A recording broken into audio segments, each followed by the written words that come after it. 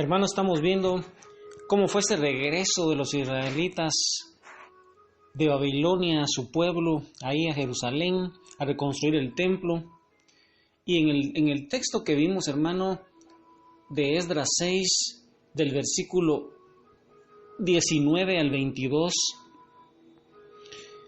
podemos observar que al nuevo pueblo judío se le unieron los israelitas, estos que se habían separado de los cultos idolátricos, es decir, aquellos que habían israelitas de las 12 tribus, hermano. ¿Te recuerdas que las 12 tribus se dividieron en reinos del norte y del sur, pero que fueron exiliadas las 10 tribus del norte a Siria, y que las tribus del sur fueron exiliadas a Babilonia, pero fueron unidos nuevamente para celebrar la Pascua, ese día de la dedicación del templo con la celebración de la Pascua, hermano?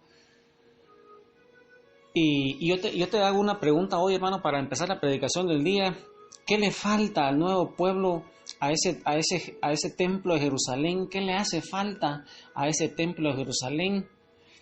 Ese nuevo templo, aunque tenía las mismas dimensiones del templo de Salomón, no tenía su esplendor, pero la mayor diferencia es que no contenía el arca de la alianza, hermano. No contenía el arca de la alianza. Y yo te pregunto a ti, hermano, a esta hora del día, ¿qué había sucedido con el arca? ¿Qué crees tú, hermano, que había sucedido con el arca? Y esa era la gran diferencia, hermano, y eso yo quisiera que le pusieras atención. ¿Qué diferencia hay en celebrar una alianza, en haber un arca de la alianza donde esté el lugar santísimo y donde solamente se predica la palabra de Dios, hermano? Yo quisiera que meditaras ese texto, esa diferencia. Ahí en Esdras 6, hermano, había una gran diferencia. No había el arca de la alianza. Y yo quisiera que meditaras eso, hermano. Quisiera que lo meditaras. Y con este canto, un canto maravilloso, un canto de nuestra iglesia, un canto para reflexionar cuál es la diferencia entre el templo de Salomón de antes del exilio a este templo donde ya no existe el arca de la alianza, y que hicieras una figura con lo que sucede si tú, hermano, ya no celebras la Eucaristía. Ahí entonces, con María Santísima, medita las Escrituras y piensa en el Santísimo Sacramento del altar. Está tu presencia, Señor. Oh, ahí en la Eucaristía está la prueba de que tú vives, Cristo. Tu cuerpo. Esa es la fe de la iglesia, hermanos, de 2000 años, donde esa iglesia primitiva celebraba ese culto de la nueva alianza, y eso lo hacía diferentes a los israelitas, a los judíos, a esos fariseos. Pero, hermano, valora la Eucaristía, que ese es el culto, es el culmen y la fuente de nuestra cristiandad, hermano. Y ahí con María Santísima medita la pasión y muerte de nuestro Señor Jesucristo, pensando que si te vas de la iglesia,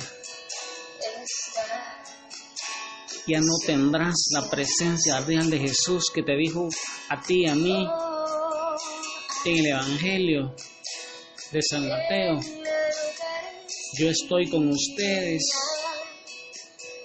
todos los días hasta el fin de los tiempos. Tu cuerpo, tu sangre, me da vida, Señor, da vida. Tu cuerpo vivo, Cristo, tu sangre me da vida, Señor, da vida, y no lo puedo esperar hasta que estés aquí en mí. Ese es tu cuerpo vivo, Cristo, que estoy a punto de adquirir. No puedo esperar hasta que estés aquí en mí. Ese es el cáliz de tu sangre que me ayuda a vivir. Tu cuerpo,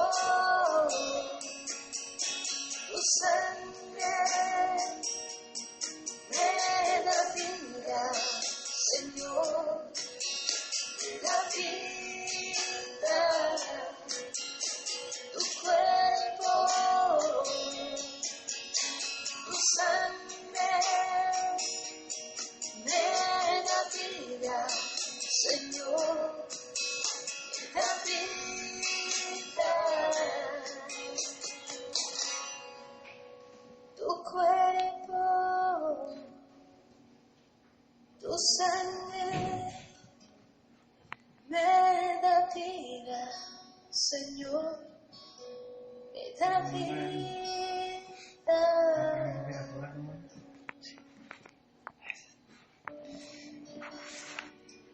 Y ahí entonces, hermano, en meditación profunda, al lado de María Santísima,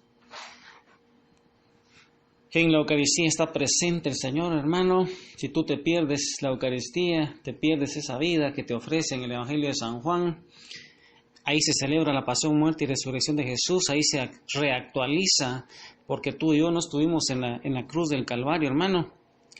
Por eso es que nosotros tenemos que ir a esa actualización. No es que se vuelva nuevamente a morir Jesús, sino que se reactualiza esos efectos, hermano, porque Jesús es eterno. Y lo que sucedió en la cruz del Calvario hace 2000 años sigue sucediendo hasta el final de los tiempos, hasta que Jesús venga en su segunda venida. Y hermano, le hacía falta entonces el arca de la alianza a ese templo de Jerusalén. Yo quisiera que te fueras ahora, hermano, a la segunda de Macabeos, capítulo 2, versículo 4 al 7. Segunda de Macabeos, capítulo 2, 4 al 7. Es otro libro, hermano, que vamos a ir observando, ya que en estos tiempos a ese templo, aunque está con la misma magnitud, con las mismas medidas, las mismas dimensiones, no tiene el arca de la alianza. Yo quisiera, hermano, que antes de que buscara segunda de Macabeos, capítulo 2, versículo 4 al 7, tú meditaras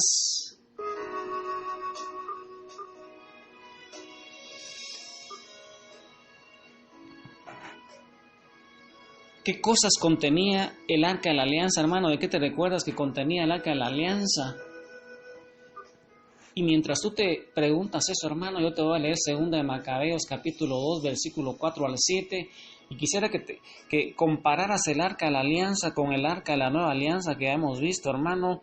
Y en el arca de la alianza, la antigua alianza, ¿qué era lo que existía? ¿Cuáles eran las tres cosas que existían? ¿Y qué existía en el arca de la nueva alianza? En 2 de Macabeos, capítulo 2, versículo 4 al 7, dice así: se dice también en estos escritos del pasado que el profeta Jeremías, obedeciendo a órdenes del cielo,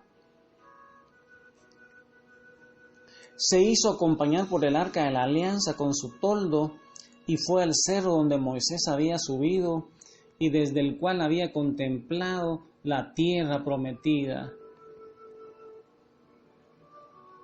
Ahí Jeremías encontró una caverna, metió en ella el arca, el toldo que la cubría y el altar del incienso, y luego tapó la entrada con piedras. Algunos de los que lo seguían volvieron para señalar el camino, pero ya no pudieron encontrarla.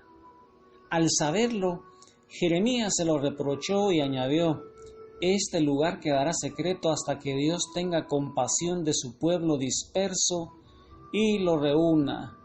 Palabra de Dios, te alabamos, Señor.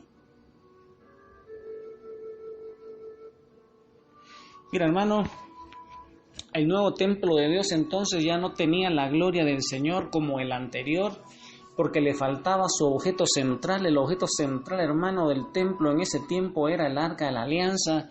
Y estas, hermanos, son figuras para que tú, hermano, vayas analizando, viendo estos símbolos, para entender por qué la iglesia, hermano, celebra ciertas solemnidades, por qué es que se guardan las vestimentas, por qué se adorna el templo de una manera distinta, los colores, el altar, el sacrificio de la alianza. Yo quisiera que buscaras, hermano, esas preguntas que te hice, que revisaras los audios. Yo ya te he preguntado, quisiera hacerte una evaluación ahí. ¿Qué consuelo, hermano, crees que le manda a Dios por el menor esplendor de este templo y la falta del Arca de la Alianza, hermano? Dios, viendo a su pueblo, aunque ha apostatado de su fe, un pueblo rebelde, un pueblo de dura cerviz, le manda consuelo a ese pueblo de Israel, ya que ese templo no tiene el esplendor anterior y además le falta el Arca de la Alianza. Dios, hermano, en su misericordia, en su compasión, le mandó al profeta Ageo para consolar a los ancianos que añoraban el templo anterior, asegurándoles que el nuevo templo conocería la gloria del Mesías. Eso es lo que le va a decir nuestro Padre a través del profeta Ageo.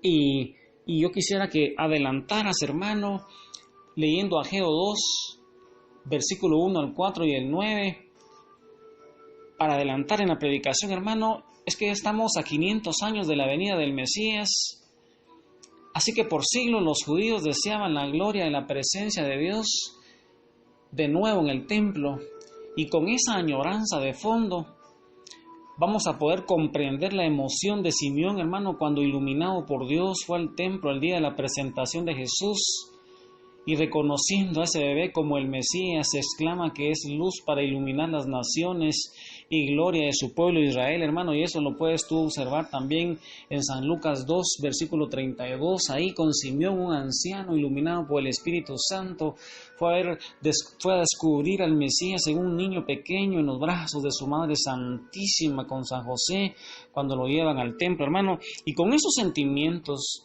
al lado de María Santísima, la Madre de la Evangelización, la mamá del Eterno y Sumo Sacerdote, la mamá del Rosario, nuestra Madre Santísima, la mamá de la Iglesia, sigamos meditando las Escrituras, pensando en las preguntas que yo te hice, hermano, y teniendo ya presente Ageo 2, versículo 1 al 4 y 9, en donde, hermano, vamos a observar cómo Dios, nuestro Padre Celestial, sigue consolando a ese pueblo que ha apostatado de la fe y que sigue siendo rebelde, y nuestro Padre es misericordioso.